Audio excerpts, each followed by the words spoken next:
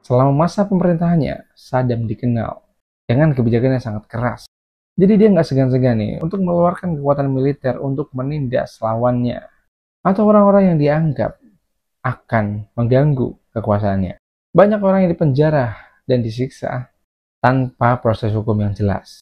Selain itu, Saddam juga punya kebijakan terhadap kelompok-kelompok etnis tertentu, seperti suku Kurdi dan Syiah. Dia menganggap kelompok ini sebagai ancaman untuk melakukan pembantaian terhadap mereka. Salah satunya melalui serangan kimia di Halabja yang menyebabkan ratusan orang tewas.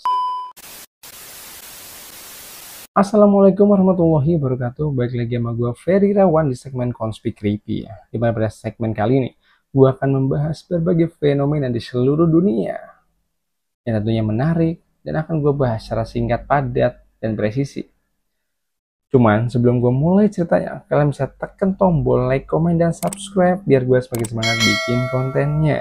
Dan pada video kali ini, gue akan membahas salah satu tokoh yang sangat kontroversial dalam peradaban modern. Yap, siapa lagi kalau bukan Saddam Hussein?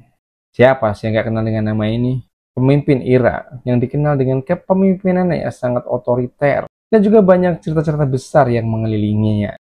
Nah, di video kali ini, kita akan mengupas secara tuntas tentang siapa dia, gimana dia bisa jadi seorang diktator yang terkenal, dan apa yang sebenarnya terjadi ketika masa pemerintahannya. Jadi siap-siap aja, kita akan membahas salah satu sejarah yang gak kalah serunya sama film Hollywood. Check it out.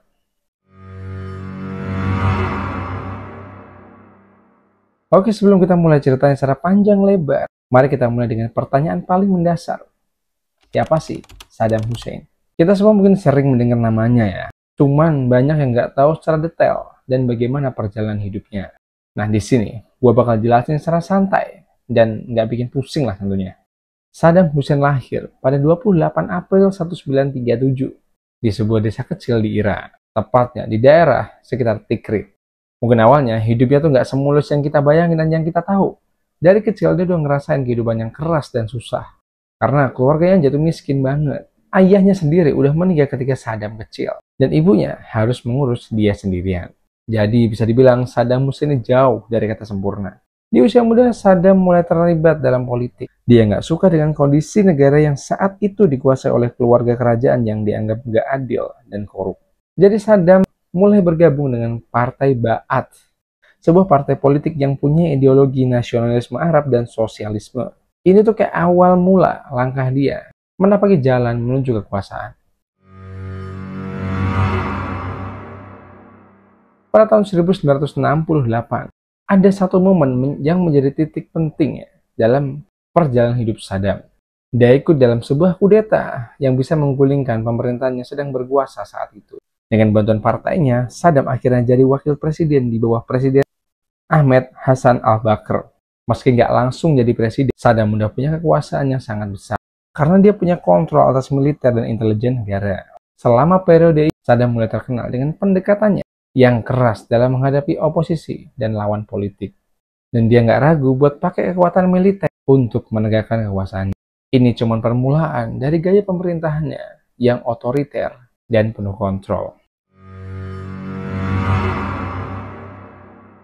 Pada tahun 1979, Saddam akhirnya bisa naik menjadi presiden Irak setelah al-Bakr mengundurkan diri. Nah, di sini nih, mulai muncul sisi gelap dari kepemimpinannya.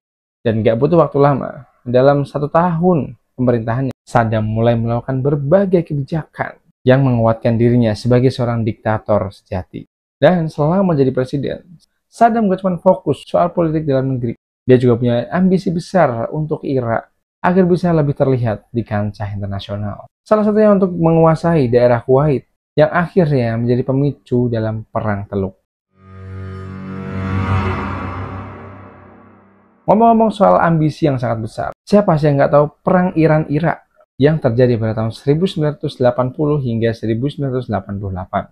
Perang ini dimulai karena Saddam Hussein ngerasa ancaman dari Iran yang terlalu besar, terutama setelah revolusi Iran, sehingga negara tersebut menjadi lebih radikal. Saddam berpikir kalau dia bisa menyerang Iran, Irak bisa menjadi salah satu kekuatan dominan di daerah Timur Tengah.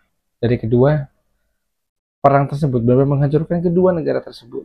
Dan Saddam juga terlibat dalam beberapa tindakan kontroversial. Salah satunya adalah penggunaan senjata kimia terhadap pasukan Iran dan warga sipil di Kurdil, Irak. Bahkan beberapa laporan mengatakan bahwa serangan senjata kimia tersebut menyebabkan ribuan orang tewas. Setelah perang Irak dan Iran berakhir, Saddam merasa Irak perlu ekspansi untuk memperkuat ekonomi mereka yang hancur karena perang. Nah, akhirnya dia memutuskan untuk menyerang Kuwait pada tahun 1990. Saddam mengklaim kalau Kuwait adalah merupakan bagian dari Irak dan meminta mereka untuk berhenti mengeksploitasi ladang minyak di wilayah perbatasan. Invasi ini langsung bikin dunia internasional heboh dan negara-negara besar seperti Amerika Serikat gak tinggal diam. Mereka langsung mengorganisir koalisi internasional untuk mengusir pasukan Irak dari Kuwait. Dan pada akhirnya, Perang Teluk meletus pada tahun 1991. Di mana koalisi internasional berhasil menggulingkan pasukan Irak, tapi Saddam tetap bertahan di Irak. Meskipun begitu, kekuasaan Saddam di Irak semakin terisolasi dan semakin otoriter. Selama masa pemerintahannya, Saddam dikenal dengan kebijakan yang sangat keras. Jadi dia nggak segan-segan nih untuk mengeluarkan kekuatan militer untuk menindas lawannya atau orang-orang yang dianggap akan mengganggu kekuasaannya. Banyak orang yang dipenjara dan disiksa tanpa proses hukum yang jelas. Selain itu, Saddam juga punya kebijakan terhadap kelompok-kelompok etnis tertentu seperti suku Kurdi dan Syiah. Dia menganggap kelompok ini sebagai ancaman untuk melakukan pembantaian terhadap mereka. Salah satunya melalui serangan kimia di Halabja yang menyebabkan ratusan orang tewas. Hingga pada akhirnya kekuasaan Saddam Hussein pun runtuh. Setelah serangan Amerika Serikat ke Irak pada tahun 2003, pemerintahnya dihantam oleh invasi yang dipimpin oleh Amerika Serikat dengan alasan bahwa Saddam memiliki senjata pemusnah massal dan mendukung terorisme. Meskipun bukti-buktinya tuh diklaim nggak pernah jelas. Nah, setelah invasi, Saddam pun ditangkap pada Desember 2003 dan diadili oleh pemerintahan Irak yang baru. Dia akhirnya dijatuhi vonis hukuman mati kejahatan yang dia lakukan, yaitu kejahatan kemanusiaan. Dan pada akhirnya di 30 Desember 2006, dia dieksekusi gantung. Ya, jadi guys, itulah cerita tentang Saddam Hussein. Dari perjalanan hidupnya, cara dia naik ke puncak kekuasaan, hingga akhir karirnya yang begitu ironis dan dramatis. Sejarahnya memang penuh kontroversi dan kekerasan, tapi dia juga merupakan salah satu tokoh yang nggak bisa kita skip ya, kalau kita membahas tentang geopolitik di Timur Tengah, bahkan sejarah dunia. Kalau lu pada demen sama cerita kayak gini, jangan lupa like, komen, dan subscribe biar gue semakin semangat bikin kontennya. Dan buat kalian ya yang penasaran sama baju yang gue pakai nih, yang kece parah ini merupakan produk dari Cheat ID yang kalian bisa order di TikTok Shop-nya. Nih, di sini. Dan sekian cerita yang bisa gue sampaikan. Gue Ferry Rawan dan see you the next content.